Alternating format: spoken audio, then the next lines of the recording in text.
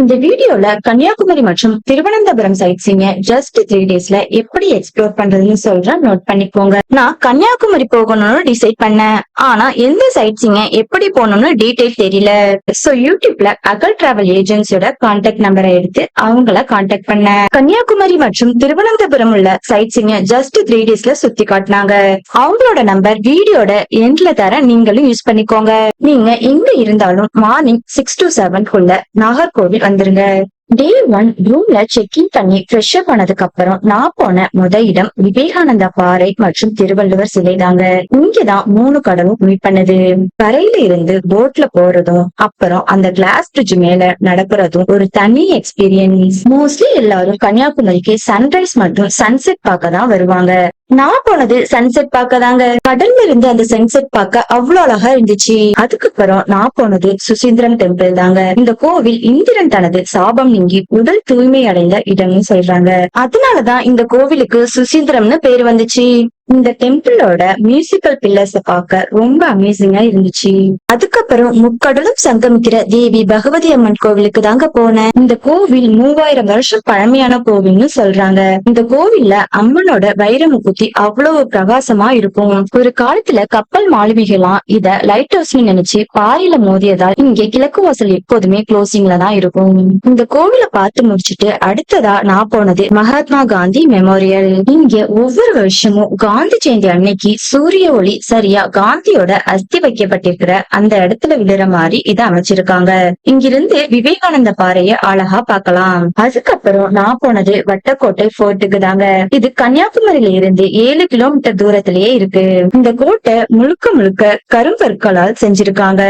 இந்த கோட்டையோட ஸ்பெஷாலிட்டி என்னன்னா, கோட்டைக்கு மேல ஏறி நின்னு அந்த பீச்ச பாக்குறதே தனி ஃபீல் தான். போட்டோஸ் எல்லாம் எடுக்க செம்ம பிளேஸ்னு தான் சொல்லணும். சோ இந்த எல்லா இடத்தையும் பார்த்துட்டு நான் திரும்பவும் ரூமுக்கு வந்துட்டேன். டே 2 திருவனந்தபுரம் சுத்தி உள்ள பிளேஸ் எல்லாம் பார்த்தேன். அதுல நான் போன ஃபர்ஸ்ட் இடம் தான் பூவார் ஐலாண்ட். திருவனந்தபுரத்துல இருந்து ஒரு 30 கிலோமீட்டர் தூரத்திலயும் கன்னியாகுமரியில இருந்து ஒரு 70 கிலோமீட்டர் தூரத்திலயும் தான் இந்த பூவார் இருக்கு.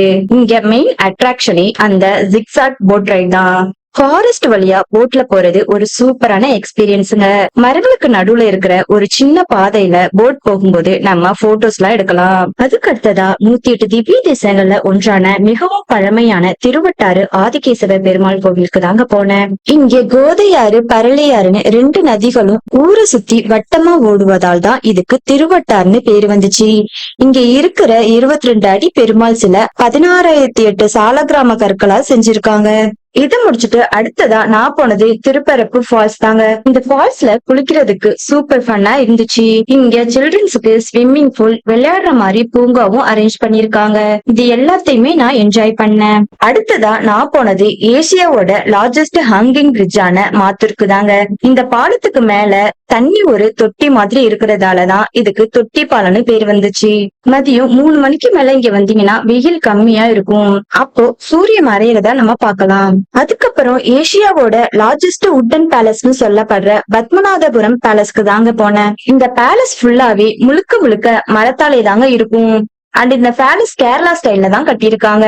300 வருஷம் பழமையான மெக்கானிக்கல் கடிகாரம் இங்க இருக்குங்க. இங்க மார்னிங் 9 to ஈவினிங் 4:30 வரைக்கும் ஓபன்ல இருக்கும். இங்க மண்டே ஓபன்ல இருக்காது. அடுத்ததா நாகர்கோவில்ல உள்ள நாகராஜா கோவிலுக்கு தாங்க போனேன். ஒரு நகரத்துக்கே பெயர் காரணமா அமைஞ்ச இந்த கோவில் நாகதோஷத்துக்கு ஒரு பரிகார ஸ்தலமா இருக்கு. அதுக்கப்புறம் நான் போன கோவில் 108 திவ்ய தேசங்கள்ல ஒன்றான 76வது திவ்ய தேசமா இருக்கிற திருப்பதி சாரம் திருவாள் மார்பன் கோவில் தாங்க. திருப்பதி போலவே இங்கேயும் பெருமாள் காட்சி தரதுனால இதற்கு திருப்பதி சாரம்னு பெயர் வந்துச்சு. இந்த கோவில் நாகர்கோவில்ல இருந்து ஒரு 4 கிலோமீட்டர் டிஸ்டன்ஸ்ல தாங்க அமைஞ்சிருக்கு. இதெல்லாம் பார்த்துட்டு நான் ரூம்ல ரெஸ்ட் எடுக்க போயிட்டேங்க. டே 3ல நான் ரெஃப்ரெஷ் ஆகிட்டு ஆலிமலை சிவன் டெம்பிளுக்கு தாங்க போனேன். இது திருவனந்தபுரத்துல இருந்து 20 கிலோமீட்டர் தூரத்துலயும் நம்ம கன்னியாகுமரியில இருந்து ஒரு 75 கிலோமீட்டர் தூரத்துலயும் தாங்க இந்த கோவில் இருக்கு. ஆழி அப்படின்னா கடலும், மலை அப்படின்னா குன்றுனும், கடலும் மலையும் சேர்ற இடத்துல இருக்கிறதுனால தாங்க இதுக்கு ஆழிமலைன்னு பேர் வந்துச்சு. இங்கதான் கேரளாவோட டாலஸ்ட் சிவன் ஸ்டாச்சு இருக்கு. அதுக்கு அடுத்ததா நான் போனது விழிஞ்சம் லைட் ஹவுஸ் தாங்க. கோவளம் பீச்சுக்கு பக்கத்துல இருக்கிற இந்த பிளேஸ் ஒரு சூப்பரான வியூ பாயிண்ட். ஈவினிங் டைம்ல இங்க சன்செட்டை பாக்குறது அவ்வளவு அழகா இருக்கும். போட்டோஸ் எல்லாம் எடுக்கிறவங்களுக்கு இது ஒரு சொர்க்கம்னே சொல்லலாம். அடுத்ததா திருவனந்தபுரத்துல இருக்கிற திருவள்ளம் ஸ்ரீ பரசுராம சுவாமி டெம்பிளுக்கு தாங்க வந்தேன். இந்த கோவில் 2000 ஆண்டுகள் பழமையான கோவில்னு சொல்றாங்க. இந்த கோவில் பாக்குறதுக்கே ரொம்பவே அழகா இருந்துச்சு. இந்த கோவில் திருவனந்தபுரம் ரயில்வே ஸ்டேஷன்ல இருந்து வெறும் 2 கிலோமீட்டர் தொலைவுல தாங்க இருக்கு. அதுக்கு அடுத்ததா ஆற்றுக்கால் பகவதி அம்மன் கோவில் போனாங்க. இந்த கோவில தான் பெண்களோட சபரிமலைன்னு சொல்லுவாங்க. இங்க மார்ச் மாசம் நடக்கிற பொங்கல் பெஸ்டிவல் அன்னைக்கு போறது ரொம்பவே சூப்பரா இருக்கும். அதுக்கு அடுத்ததா நான் போனது பிரியதர்ஷினி பிளானட்டோரியம். இந்த வளாகத்துல ஒரு பெரிய சயின்ஸ் அண்ட் டெக்னாலஜி மியூசியம் இருக்கு.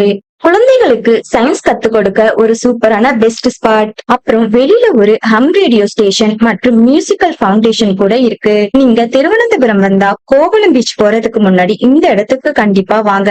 விண்வெளி பத்தின புது ஒரு எக்ஸ்பீரியன்ஸ் உங்களுக்கு கிடைக்கும்.